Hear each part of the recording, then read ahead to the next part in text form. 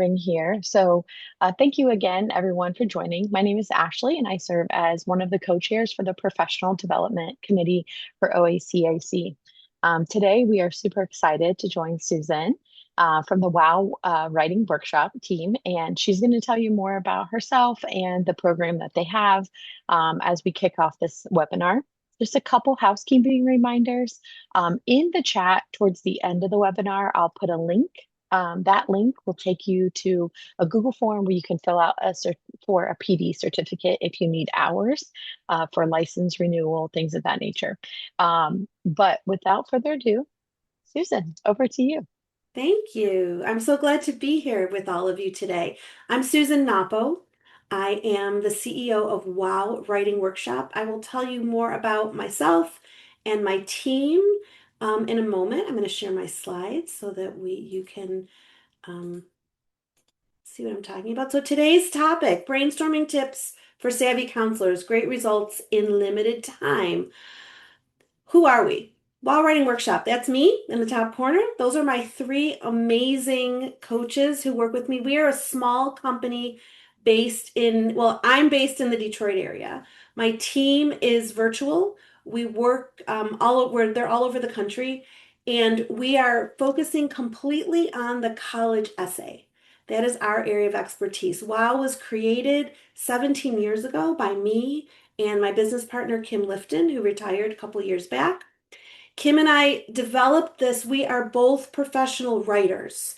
So I have been teaching writing in many different ways for several decades. And we took our method for teaching writing and applied it to the college essay. I'm going to introduce you to that method, which is going to guide our discussion today. I am a poet, I'm an essayist, I am an instructional designer, so everything we do is instructionally sound. We have learning objectives, we have outcome measures.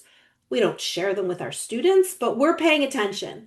My team, that's Joe, Aaron, and David, they are top notch. They have been with me for an average of 10 years each. So it's a really solid team. They're exceptional writing coaches. They love young people. They're writers and teachers who really, really believe in this work. So, Kim, my partner, when we first started this company, Kim's a journalist. And Kim said, there appears to be a lot of misinformation out there. Remember, this is 17 years ago. This is back in 2009. She said, all right, I'm a journalist. This is my beat. I'm going to learn everything there is to know about college admissions, applications, essays.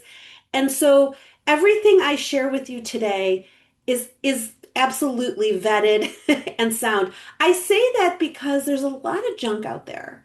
I'm sure that some of you have seen it, heard it, and I want to make sure that you're clear that I don't share any information, any resources, any tips unless I'm sure that I'm giving you good information for you and for your students. So before we go any further, I'd like to know a little bit more about you. So in the chat, if you could please tell me where you're located, what your role is. Are you a school counselor? Are you an independent counselor? It's something else? And how long have you been doing this work? So give me in the chat, I'll even put this in the chat to prompt you. Let's see. I don't see a way that I can actually give you this information. My options are I can talk to the host and panelists. There we go. Okay. So I'm looking for where you are located, what your job is, and how long have you been doing this? And I see that our chat is only going to the hosts and panelists, so I will read out what I see. I have an admissions counselor, University of Akron, 1 year of experience. I have Dayton, 13 years experience. I have school counseling for 13 years, 4 years as career and development. College rep in Ithaca, New York. Welcome. 3.5 years. So a range of experiences. Eastern Michigan University. All right, that's my neighborhood. Associate Director, Regional Recruitment and Outreach, 19 years. Northeast Ohio, Cleveland area, an IEC, an independent counselor for 5+ years. Trumbull Career and Technical Center. Neo, Ohio, Northeast. School counselor for 27 years in career development. All right. Lots of a huge range of experience. This is very helpful, everyone. Why do I ask this? Because I want to make sure that what I give you is relevant for you and the work you do. So I'm going to assume for today's presentation that at some point in your work, you are talking to students who are writing essays.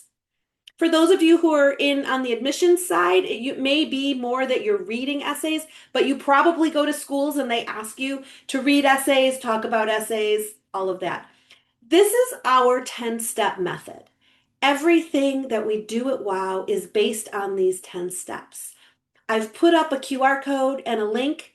I would encourage you to get your own copy of this. It will ask for your email so that you can follow along. I will show this though several times throughout the presentation. So if you choose not to download it, that's okay. But I would say that it is better if you do. You'll get more out of it if you have your own copy.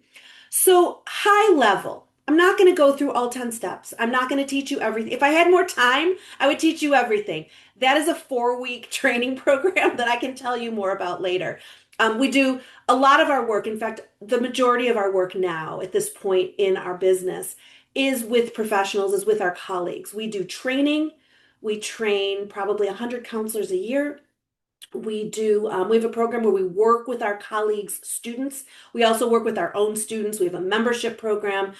I'll tell you a little bit more about that, and you're always welcome to follow up with me. My email is susan@wowwritingworkshop.com. I do answer all my emails. But for now, I want to tell you a little bit about the WOW method, which is the foundation of everything we do. The first step and the first 6 steps are all about content. That's mostly what we're going to talk about today because we're talking about brainstorming. But brainstorming does not stand on its own. Better brainstorming leads to better essay reviews. In fact, I would say that you should spend more time with students brainstorming and less time reading their essays because it's hard to revise your way out of a poorly conceived idea. More about that in a moment. And this does not have to be one-on-one work. I have done this with auditoriums full of 200 students before. There are things you can do early on in the process that can help students write stronger essays that any decent reader can actually help them review. So, to begin, step 1, understand the prompt and purpose. Understand the prompt and purpose. So we say, what do you understand the prompt? Of course they understand the prompt, right? Students can read. They don't always understand the purpose. Why are they writing this essay? Step 2, brainstorm ideas. Step 3, focus on theme. I'm going to work you through these first 3 steps in a few minutes. Step 4 is a free write. Step 5 is a content draft. Step 5 is the first draft. They have a lot of work to do before they write a first draft. Step 6 is a review, reviewing prompt and theme, making sure that the content is solid. And then we move into structure and then polish. So we like to say that we are essay coaches, we are writing coaches, we are not tutors, we are not editors. We are reviewers, we are commenting, we are reflecting. Those are appropriate roles for adults with students who are writing essays. Editing essays, telling them what to do, not a good move. So I want to talk about the 3 principles of ethical essay coaching. What I'm going to do today is I'm going to take you through these principles, and then I'm going to give you specific tips for brainstorming. But in order for my tips to make sense, these principles are crucial. 3 principles of ethical essay coaching. 1, theme matters more than topic, and I'll talk to you a bit about what a theme is in a minute. 2, reviewing is simple if you know what to look for. Remember, I said content first, followed by structure, then polish. Principle number 3, every exercise, meeting, and email has a purpose. So principle number 1, theme matters more than topic. What I mean by theme, what happened? Why does it matter? What are you going to write about, student? And why? The why is often missing, or the why is, it's the most exciting thing that ever happened to me. It's the most unique thing I could possibly write about. It's the best thing, the best story and most impressive thing I have to tell. Those of you in admissions especially know that is not the purpose of these essays, to blow your mind, to knock your socks off. The purpose of the essays, all of the essays, Common App personal statements, supplemental essays, doesn't matter what kind of school the student is applying to. In fact, I say to my colleagues, and we've trained about 700 of our colleagues have gone through our college essay experience training. And then thousands more have come to presentations, watched our videos, read our book. And this is what I emphasize more than anything. Your student needs to know why they have chosen to write what they're going to write before they write. So brainstorming needs to lead to theme. Any essay, what am I going to write about? So what happened is our shorthand for the Common App personal statement generally. And why? Why does this matter? How is this going to help readers know me better? An application is full of accomplishments. But what are my best characteristics and how can I illustrate them? And how can I show, with supplements especially, how can I show that I understand something about this school and how I fit there? So the hook, red herring. A unique topic? They don't need a unique topic. These are students. These are normal kids who do normal things on normal days in normal schools for the most part. Being unique, being unusual, coming up with something that's going to grab the reader by the throat, they distract students and they distract counselors often and parents especially from what matters. AI, and I've looked at all the AI tools. I'm fascinated by this. We could do a whole presentation on AI, and if you want to talk more about it, follow up with me because I have recordings on this. I'm doing something later in the year on this. AI is interesting, but it will not save you. Putting everything, telling a chatbot or telling a human being everything about you as a student will not help anyone give a student the answer to what they should write about. We have found that if we can teach students to understand the prompt, to really get it, to understand not just what do the Common App options mean, or what is U of M's newish question second year about your leadership and your future and whatever. Not just that, but why would they ask me this? Students know what to write. They actually do. It's right here in the Common App instructions. What do you want the readers of your application to know about you apart from courses, grades, and test scores? Choose the option that best helps you answer that question. That's the real prompt for the Common App. The rest of it, what happened? Why does it matter? Let me show you an example through prompt number 1. Some students have a background, identity, interest, or talent that is so meaningful they believe their application would be incomplete without it. If this sounds like you, then please share your story. How many of us have had students answer this question? How many of you who are in admissions have read answers to this question? What I like to do with students, though, is really pick it apart. We parse the prompt, a background, an identity, an interest, or talent. Equally valuable. You don't have to have an outrageous, I tell my students, you don't have to have some talent that no one ever has ever had before. What are you interested in? What's your identity? What's your background? It's so meaningful that you want to share it. Please share your story. Now, we tell students that they need to start out with an anchor story. Why? Not because the essay has to only focus on one thing, but because it's something that students can do. You want to give instructions when you're brainstorming that can help any student feel successful, because if they feel successful in brainstorming, they will trust you when they're reviewing their essay. I look at number 2. Here's another example where we need to make sure the student understands the prompt before writing anything, before even brainstorming ideas.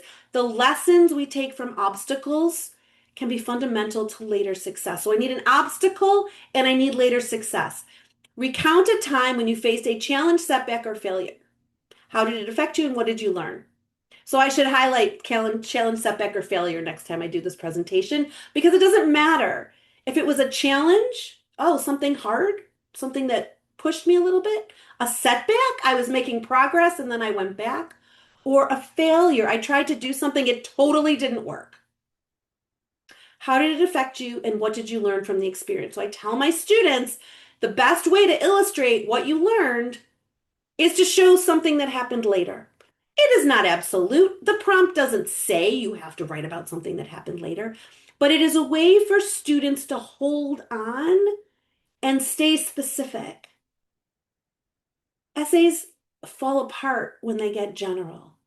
I learned to trust myself. Okay, did you ever trust yourself again later? Show me. Show me this happening. So we go through all the prompts so that they know that why it matters is just as important as what happened. Second principle, reviewing is simple if you know what to look for. What do I mean? How do you know what to look for? So let's go back to that one for a minute. Reviewing is simple if you know what to look for. We have, and this is what we do in our training, we teach counselors to read just for content. It's really hard, especially for English teachers. This is challenging for English teachers and professional writers. I've had published authors go through our training and say, it is so hard not to start editing the first draft. And I say, your first review is all about content. Content. Do they know what they're writing about and why? Have they conveyed what they want readers to know about them? Is it clear? What's missing? And then we have writing exercises we teach that give students opportunities to fill in that content. It's not hard, but it's very specific because if they can do that, then they can move forward. Reviewing a structure draft, the revision is a different activity. At that point, content is solid. We talk a lot about willingness and ability. Okay, so we're educators too. We're thinking, what can the student do and what are they willing to do and what are they able to do and how do I balance it? So by the time I get to the structure review, I'm on step 8. I've learned a lot about the student. I am going to push them to excel, but I'm not going to push them past what they are willing and able to do. Why? The essay does not stand alone outside of the student who wrote it, outside of the application in which it exists. And I also tell my colleagues all the time, a good list is more important than an extraordinary essay. The good list is the student is applying to schools, and I'll put myself out of business, right? But a student who has a good list, supported by a strong application with strong essays, is in great shape. A student who's applying to schools that they can't get into, no essay is going to just vault them over the wall. That's not going to happen. It can't. It can't make up for scores that are not commensurate with what that school is looking for, or grades or whatever. So I encourage my students also, make sure your list is realistic. Not that you can't stretch, but the essay isn't going to be a perfect essay is not going to suddenly make you shine in a way that you couldn't otherwise. So a polish review, so content review, structure review, polish review. A polish review is words, sentence structure, punctuation, the little bits and pieces. What we like to say, that polish is not like polishing it up and making it perfect. It's like cleaning up it's getting the crumbs out of the way, making sure that everything is where it belongs, but it's not a time to overhaul. So reviewing is simple if you know what to look for. If from the beginning you're saying, oh, this intro doesn't work and you need another detail here and this sentence is messy and your spelling's no good, as a reviewer, you can spend an hour and a half on that. I used to look at essays. This is years and years and years ago, right? I've learned also as we've developed our method. Years ago, I would write comprehensive responses to my students. I would write them emails that would have been 2 pages long if they printed them out. Everything I noticed was completely overwhelming. They didn't know what to do with it. So either they would do one of two things. They'd either like take the first 4 comments and just do those things and skip the rest of it, or they would ignore it. It was just too much. So we learned to give it out in pieces that they could handle. And again, brainstorming will lead you. If you have strong brainstorming, if they have a strong topic and they know why they're writing about it, you as the counselor or the writing coach can help them execute on that idea. So brainstorming, I used to do brainstorming workshops alone. This is 10 years ago. I had these great brainstorming workshops and I had great essay review workshops. And I thought, this is what people want. Some people come to me asking for help with brainstorms. Some people come to me asking for essay review, we're going to do two different workshops. Because my brainstorming workshop assumed that they knew what to do once the student had an idea and was writing, and my review workshops assumed that the idea was solid. At the end of each of those workshops, I would do a one-on-one. I did these workshops, I think, for 3 years. I would have a one-on-one consultation with my colleague student. And without fail, I am telling you, maybe 95% of the time, in my discussion with a brainstorming trainee, we would get into essay reviews. And with an essay review trainee, I'd find out that really their issues had to do with brainstorming. Why? Because they're really connected. They're really part of the same thing. Which takes me to principle number 3. Every exercise, meeting, and email has a purpose. If you are a school counselor, and if you have hundreds of students, or even dozens of students, you cannot meet with them multiple times. It's impossible. You don't have time. If you are an admissions rep and you are going to a school or doing a presentation at a college fair, you can't meet with every student. It's not possible. So you have to be clear about everything, every piece of communication. So each of our writing exercises has a purpose. We only meet one time. We have a meeting for brainstorming, but the student has an hour of pre-work they have to do before that meeting. And if they didn't do their work, we don't have the meeting because we can't make up for it. And we do not meet for reviews. We don't talk through the essay. I make comments in writing and I send it back. So when we work with schools, we have a curriculum, a school-based curriculum that we do in groups. And in this curriculum, we have review guides that I give to English teachers, for example, and say, this is what you can do in a classroom. This is what you really can't. So be realistic about your time and what you can really accomplish. So let me remind you again, here's our process on the left, and here's what most people do on the right. They start with brainstorming, tell me everything about you, answer 100 questions, circle all your best qualities, all kinds of exercises, right? Or the student has been thinking, what's the most amazing thing that's ever happened to me that I should write about? They start there, and then they jump to a draft. They skip theme. They skip the wait, let me focus. And we have students do this in writing after our meeting. So what we do, and we have again, this happens in our training, we have a structured brainstorm process. And our trainees who actually write an essay with us have experienced it. And they can watch our trainees can watch a video of themselves having a discussion with one of our coaches, and they can follow the guide and see, oh, this is a completely personal custom discussion, but it follows this framework. Why do we do that? Because we're hitting certain points. Again, I said we're educators. I want to make sure that a student understands the difference between an accomplishment, what I've done, and a characteristic, who I am. That's step 1. Understand the prompt and purpose. Then I want them to bring me several ideas. They're going to be cliche. The ideas are going to be cliche. They're going to have happened when they were 12. They're going to be too big. It doesn't matter. I need a place to start a conversation. If I have time for a brainstorm discussion, or if I have time in a classroom, or I want to pair students up in some way, or I want to give guidelines to families to have discussions with their students, I need to have parameters for what makes an idea work. What's an effective idea? We have a book, How to Write an Effective College Application Essay. That word effective, that's on purpose.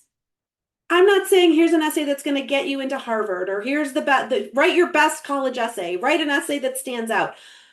Maybe, but I want them to write an effective college essay. I want them to do the work that an essay needs to do, whether it's a Common App personal statement, UCPIQ, supplemental essay, doesn't matter. Application to get into the honors program. Essays have purposes, and I want students to understand that.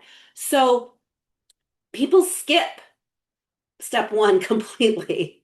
They skip steps 3 and 4 completely.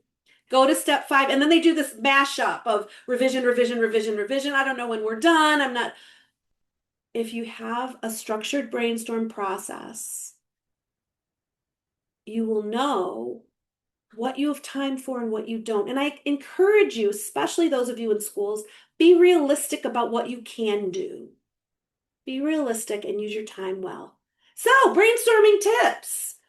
That's what we're here for, right? And I encourage you, if you have questions, put them in the question box, put them in the chat. I'll be happy to answer any of your questions. You want to talk about specific scenarios, problems you have, I encourage that as well. I have a few more minutes of presentation and then I'm here for Q&A as much as you want. So, brainstorming tips. Step one. Step one, right? Distinguish between accomplishments and characteristics. Crucial. Accomplishments and characteristics. If you can teach students that from the beginning, and like I said, we have a curriculum we use. I am happy to tell you about that. I'm not here to sell you stuff, but we do sell things. So if you're interested, you talk to me later. But you can do this. An accomplishment, the application is full of accomplishments. It's full of accomplishments. Those are easy to measure. How many APs did you take? What kind of school did you go to? What kind of activities are you participating in? They either had a job after school or they didn't. They either did volunteer work or they didn't. They either joined the marching band or they didn't. These things have already happened. Most of the accomplishments, those things have already happened. So the essay starts to feel so important because it's generally all that's left. So we want to be able to help them understand who they are. Now, when I say what they're, understand characteristics, some people will say, oh yeah, I've got this sheet. It's got 101 positive qualities. And I have my students circle the 10 that describe them and then narrow it down to 5 and then narrow it down to 2. Don't do that. I'm just telling you now. It makes students feel that there are some that are right and some that are wrong. Students know who they are. If they say, I don't know, then say, well, how would your mom describe you? How would your best friend describe you? How would I describe you? What's something good about you? And sometimes I will have counselors or teachers or parents say to me, yeah, but I mean, he just said like he's a hard worker. So what? Oh, no, no, no. That's great. It's not a cliche. It's true. I'm resilient. I'm a problem solver. I'll give you an example. I had a student who, and this is goes to step 2, providing a framework for what makes an effective topic.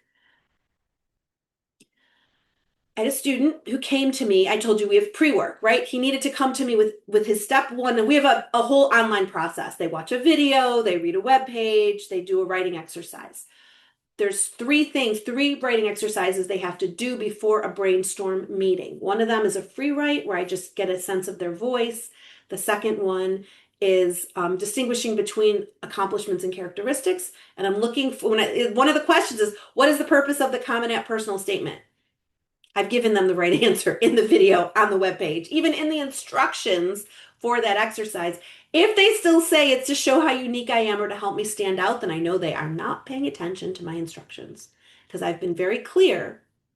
The purpose of the Common App essay is to demonstrate something about yourself that readers don't already know, or to show who I am beyond what I've done, or to show my best characteristics. Any answer like that is correct, but I'm gonna correct. So I had a student, did that exercise, did it, answered perfectly. Next, 4 ideas, came to me with 4 ideas. Sat down together to talk through it. I look at the 4 ideas and I don't spend a lot of time on those 4 ideas because I've learned that those are just conversation starters. Those are not 4 ideas to choose from. Students don't know how to pick a great idea yet, generally. Some hit it out of the park from the very beginning, but for the most part, they need help. That's okay. I'm teaching them. I'm teaching them how to think about essays, especially those who are going to write many, many essays. I need to teach them how to do this task they've never done before. This is not a kind of writing they've done before. And I don't mean just because it involves self-reflection, but because this writing has a purpose and these essays fit within a larger application. So my student brought me 4 ideas. One of them involved lobbying Congress. One of them involved volunteering, doing some volunteer work, I think, at a soup kitchen. They were very impressive. They were really interesting. He had lots of detail. It was great. So in our method, our brainstorming, I said, tell me about each of these. I'm just listening. I'm curious and I'm willing to be surprised because anything can lead to an effective topic. So he takes me through and he starts with the lobbying. Oh, interesting. He has some learning challenges. He and his mom went to Capitol Hill. They went to Washington. They don't live in DC, so there was a trip. They had to travel, and they were part of a group that was lobbying their representatives for it was like school funding. It was some I don't remember exactly what the issue was. Anyway, he says it was really interesting, whatever. I said, "Great. When was that?" He was 11 when this happened. Oh, he was in middle school. Okay. I said, "Well, that's interesting because again, I am curious and I'm willing to be surprised." I said, "Well, so after that, is that something you continued to do? Because I'm thinking this is a conversation starter. Maybe the kid writes to his representative once every 6 months. Maybe he went back and lobbied in the state house. I don't know what he did." "No, it was just a thing my mom and I did. My mom's really into that." "Oh, okay." I said, "So tell me again the characteristics as illustrated." It's like, "Well, I'm really, I'm committed to change." Okay. So here's my phrase. I give this to you freely. Tell me about a time. Tell me about a time when you were committed to changing something. Another time. Again, I am curious. I'm willing to be surprised. I'm listening for anything that could lead me to an effective topic. He didn't have anything. Like, I don't know. I don't know. I don't know. I have nothing. I don't know. I have nothing for that. I don't have anything interesting about that. Okay. So we go on, we go through the four ideas. All of them happened when he was like between 8 and 12. Strange. I said, "How did you come up with these ideas? I'm just curious because our instructions say, like, tell me about something relatively recently. I mean, it doesn't have to have happened yesterday, but when you're 16 or 17 or 18, something that happened when you were 12, it's a long time ago. If you're 40, something that happened, 6 years ago, it's not that long ago." He's, "Oh, my mom helped me." Oh, so I'm thinking, oh, this is a kid. Reading is hard for him. Writing is hard for him. His mom is helping him. These are her favorite stories about him. Aha, setting parent expectations.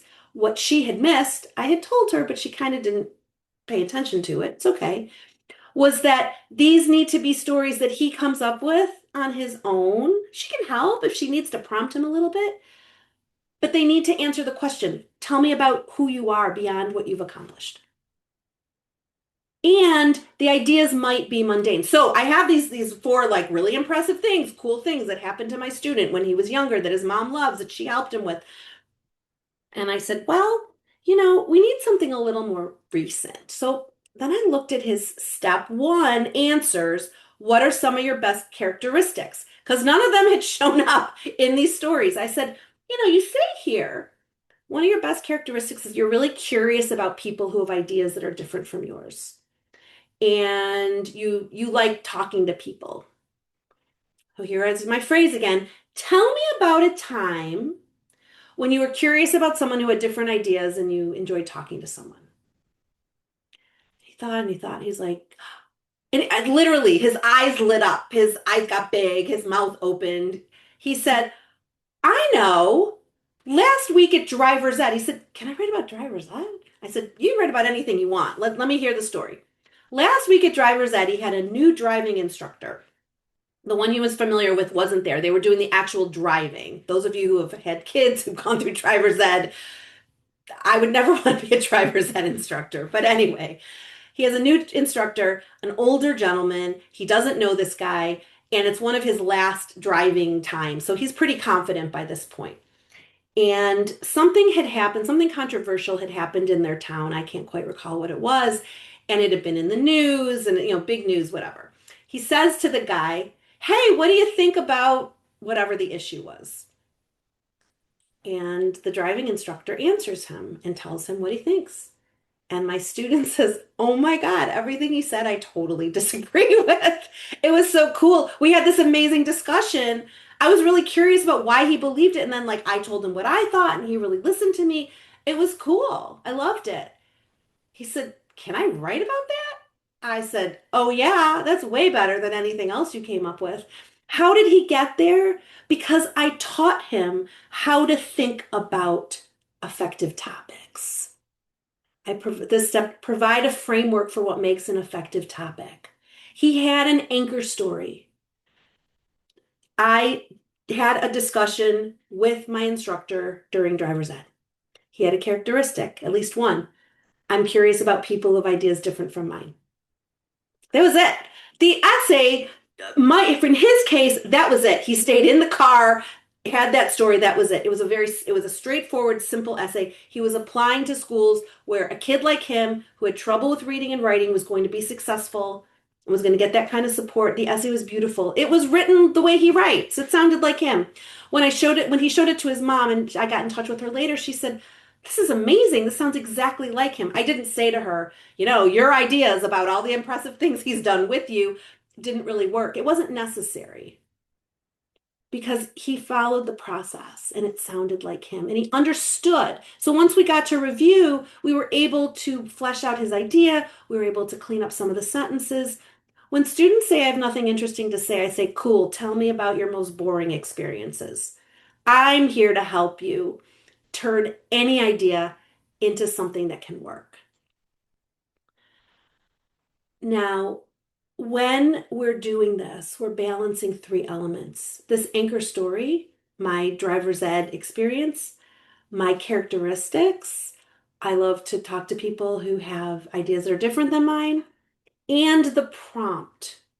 Anyone who tells you, "I don't use a prompt, I just have them write," I say, look, I'm a writing teacher, and it is easier to answer a question than to not answer a question and to write out into the atmosphere.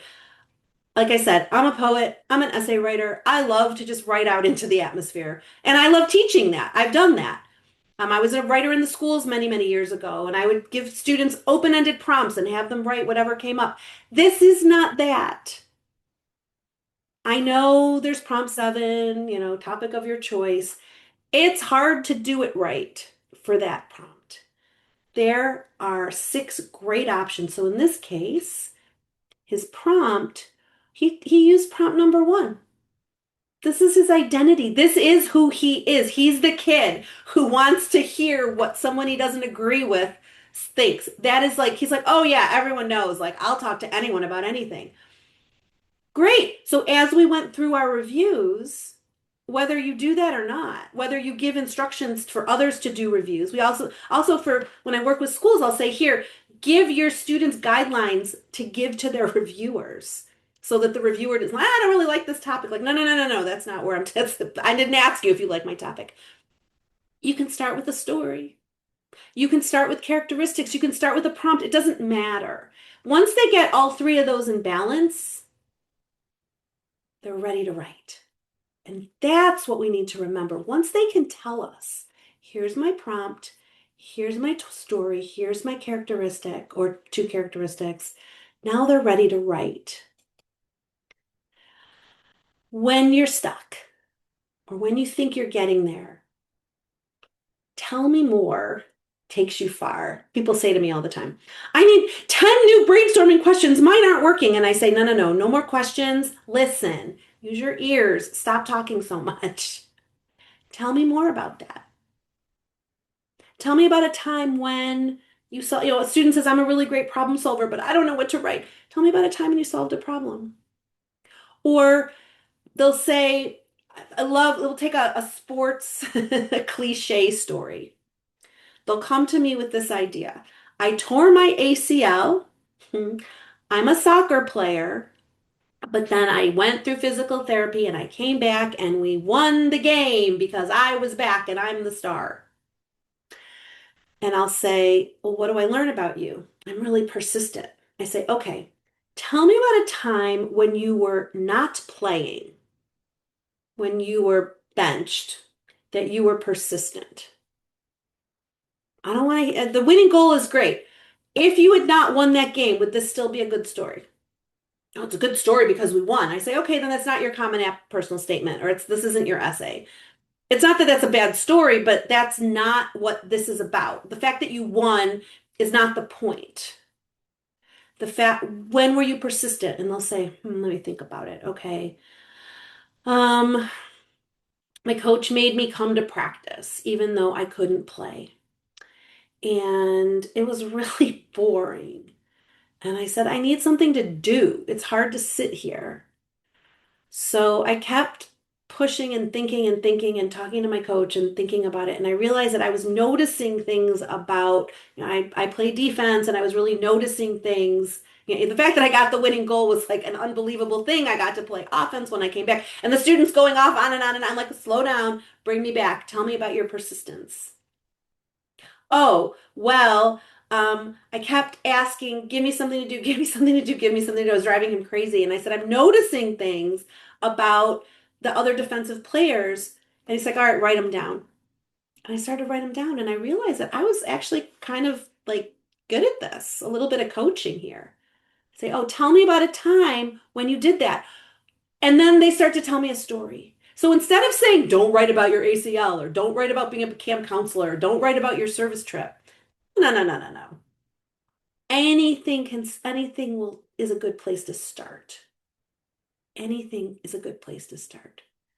So resources. Here's where you can learn more about what we do here at WOW. Like I said, questions, situations, put them in the chat, put them in the Q&A. I could keep talking. If you don't put questions down, I will just keep talking. I have lots to tell you. The first link is our professional page. It has all about our free resources. I do free monthly webinars. Our next one is on we're talking about supplements. The second one is our professional training. This is our foundational training program. We have a couple more sessions this year, and then we'll start again in January. And then the third link is our all of our free resources all on one page. So feel free to take a screenshot of that, go to any of those pages. So you need to know, where are you in the process? Pay attention to where you are in the process and where you have time and energy. If you have the opportunity to do brainstorming, do it. Absolutely. If you have to give up essay reviews in the service of brainstorming, please do that. Spend more time up front. It will serve you well. It will serve your students well. I would advise you never look at an essay for a student who can't tell you ahead of time what they were going to write about and why. It's hard to say no. A student brings an essay, is this good? And I say, well, what was the prompt and what are you trying to convey? And off they're like, I just want to stand out. I want to be great. And I say, I need you to do a couple of exercises before I can talk you through this. And sometimes they'll figure out on their own that what they've written about isn't necessarily going to work. It makes me sad, but I'd rather that they get there than end up with an essay that doesn't work. So, more questions, put them in the question box, put them in the chat box, and I will go out. I will just take my slides off screen and I will happily answer your questions. Let's see. And also, there is a certificate, so you can, there's a link in the chat for all of you as well. Um, so, questions, any questions? I have a question for you. I would like to know about a time when you had a challenge with a student or a group of students related to essays, related to college essays, reading them, brainstorming about them. So while I'm waiting them, let's see, could you clarify the differences between an anchor story and a hook, which you say is a red herring? How can we advise students to not turn their anchor story into a hook? Excellent. When I say hook, I mean a killer first line. That's a great question. Thank you. A hook, students want to start their essay with something that's going to grab the readers. And I say, your readers are going to read the essay. I talk to admissions officers all the time, and I ask them, what do you want me to tell my students? And they say, and those of you who are in admissions would probably say the same thing, tell them to answer the question and stop trying so hard to impress me. An anchor story is the what happened part of the essay. So good. A hook is, I need to do something impressive to grab your attention so that you'll keep reading. From what I know, if the essay is there, it will be read. It will be read quickly. It will be skimmed. It will be, it's not like no one's sitting there with a red pencil marking it up. So an anchor story in my students, the example I gave, I was in, the anchor story was I was in driver's ed and I had an interesting conversation about something that the instructor and I disagreed about. I'll give you another example of a theme with an anchor story and a characteristic. Anchor story. Um, I was on a bike ride with my brother and I was able to repair a flat tire. Why does it matter? I am resourceful. Now, you don't know the whole essay, right? That's it. The anchor story is I was on a bike ride with my brother and I repaired a flat tire. What was the whole essay? The whole essay, this was a student who was the much younger brother. He had an older brother who I think was 10 years older than him, and they had gone on a bike ride. And somewhere 5 miles from home, his brother got a flat tire. And he had a spare tube and he knew what to do, and he fixed it and got them back on the road. That was the anchor story. The why it matters, I'm resourceful. He knew how to fix things, whatever. This is something his brother didn't know how to do. And part of what came out in the essay was my brother was always like the expert on everything. And in this case, I was able I felt really proud. So there was more to it than the anchor story. There was context. The context was I'm the much younger brother. Usually I'm the one who follows along. I usually learn from him. In this case, I was able to take the lead. That's an anchor story with characteristics. A hook would be a student who's trying to say, we were stranded by the side of the road, and and I was afraid that we'd get hit by a semi truck. Students think they need that. They don't need that. It's okay. I might tell students, yeah, of course, we even have an exercise where we help them consider different openings for their essay, but more as a writing exercise to help them see their work from a different perspective rather than um, finding the perfect hook, so to speak.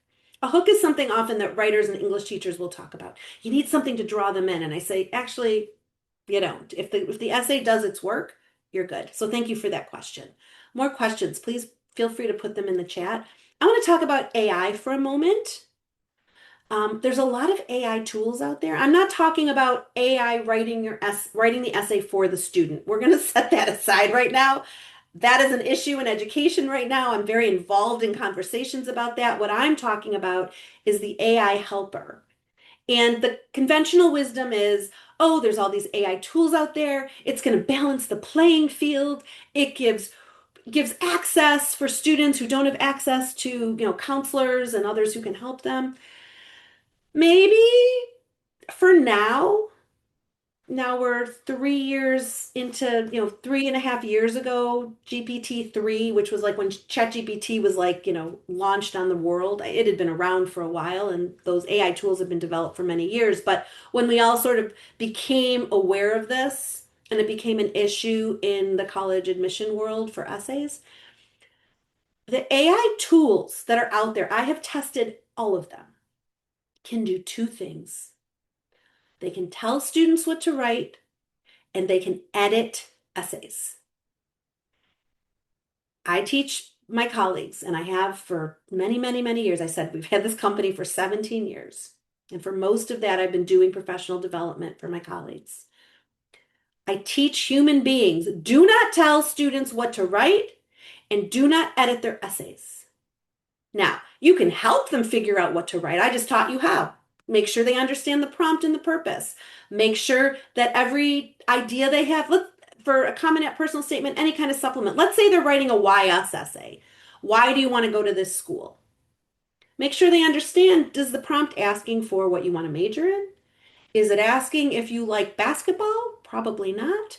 Is it asking if you've been going to the campus every year since you were 2? Probably not. It's asking about why, as an educational institution, this is a place you belong. They're asking about majors, programs, opportunities, living learning communities. That's what the prompt is asking. And if the student understands that, then when I have, what are you going to write about and why? And they say, I'm in Michigan. I love the University of Michigan. I've been going to basketball games with my dad, who's an alum, and my grandfather, who went to law school there, and on and on and on. That's nice, and that's probably a lot of why they want to go there, but that's not what the question asks. The question is, why is this program or, this, why LS&A instead of engineering or kinesiology, why this particular school is a good choice for you. So we need to make sure that students understand the prompt and purpose. AI so far can't do that. It might one day. People, and I've even read on college websites, and I'm not a real believer in this. They'll say, you can use AI to help you brainstorm. What does that mean? What does that mean? I think we're in the middle of the beginning of something. We're figuring out how and if AI can be helpful. Folks want to use it because it's there. I'm not against it. I am an absolute proponent. I am curious about it. I learn about it. I read about it. I test it out. But right now, the AI tools I've seen do what I tell adults and other human beings not to do. Tell me everything about you. Tell me all the cool things you've done this year. Describe your bedroom to me. What's your relationship with your parents? What kind of activities do you do? So I've tested this, right? And I've, played the student. I'm pretty good at it. I'm not perfect, right? I'm not actually 17. And what I get are trite. The next question is trite, or it's leading, it's taking me somewhere. And if I look at this as a person who's been doing this for a long time with dozens and hundreds of students, myself and thousands from my team and my colleagues, I see really interesting creative ideas come out. And those questions that those AI tools are asking are never going to get there. They're just not, because they're not checking for understanding that the student understands the prompt and purpose. So that's my rant about that. When it comes to reviews, they're looking for certain things. I put into one of these AI tools a good one that was created by people I know and respect, not just by like some business that's thinking they're going to make $1 million in the college admissions world. I'm here to tell them they're probably not going to. Um, it was, I took an essay written by a student who went to a top university, actually graduated from that top university. It was an excellent essay. It was a beautiful essay. And the comments were quite generic and also sending this essay in all sorts of directions it didn't need to go. For example, it asked about, so in this essay, the student was talking about taking a bus ride to Washington, D.C. for a program that he and his fellow students had raised money to go to this protest they wanted to go to. And they'd made it like part of a school project. And he wrote about it, and it was really beautiful. And the anchor story was being on the bus and getting to this event because he was reflecting on what they'd done to get there and on the way back, how how they'd been successful. And then he talked about this protest and how they got to DC and where they stayed. And it was very interesting. And the AI review tool said, a good story often has a moment of conflict. Think about your experience at at this protest and on the bus. Think of some times when there was some conflict. And I thought, according to my student, everybody slept on the bus. It was an overnight trip from Detroit to Washington. There wasn't any conflict. Nothing that didn't happen. That wasn't a thing. And that was only one of the review comments. And it had like four characteristics that it said it was measuring for.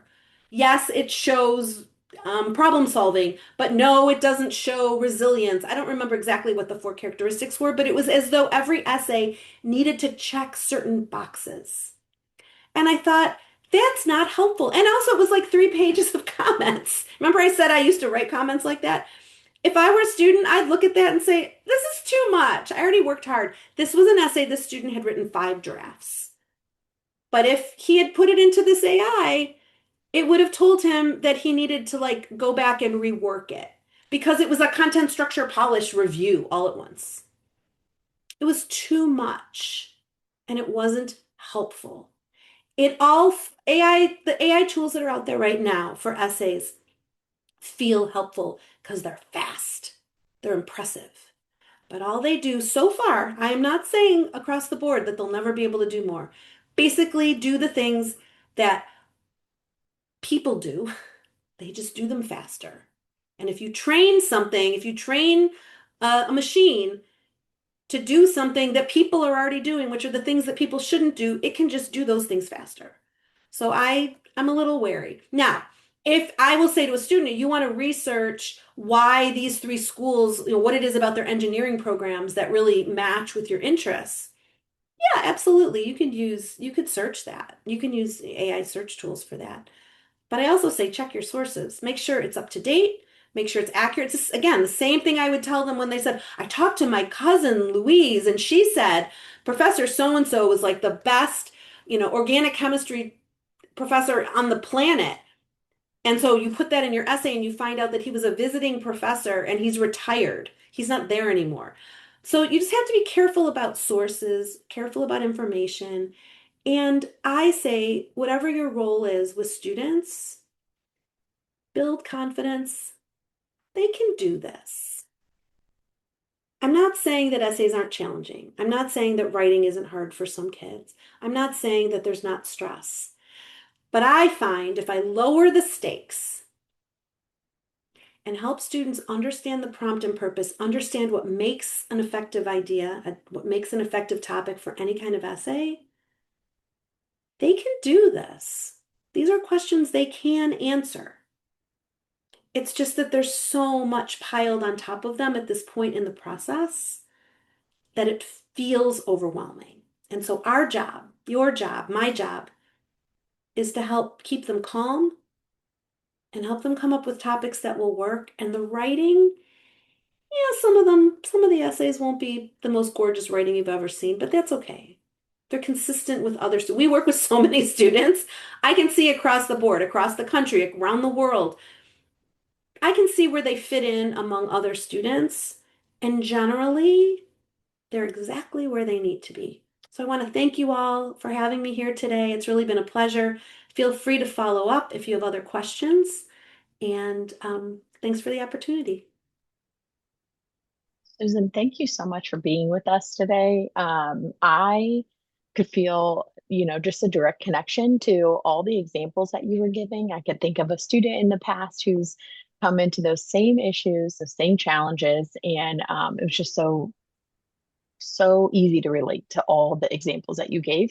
As someone who's been doing this work for a little over a decade, I was like, yes, yep, I know that one. And I love the point that you make about, just really helping students to find their voice and the purpose behind their writing. I think that's so incredibly important, especially at a time when they put so much stress on themselves. So thank you again for sharing your expertise, your knowledge with our group. This is being recorded, so we will be sure everyone who has registered, they'll get the recording. And everyone who's here today, again, thank you. And the link for the form is in the chat if you need it. Go ahead and grab it now before we sign off. So again, thank you so much, Susan, for being with us today. We appreciate your partnership. I hope everyone has a great week. Bye. Thanks.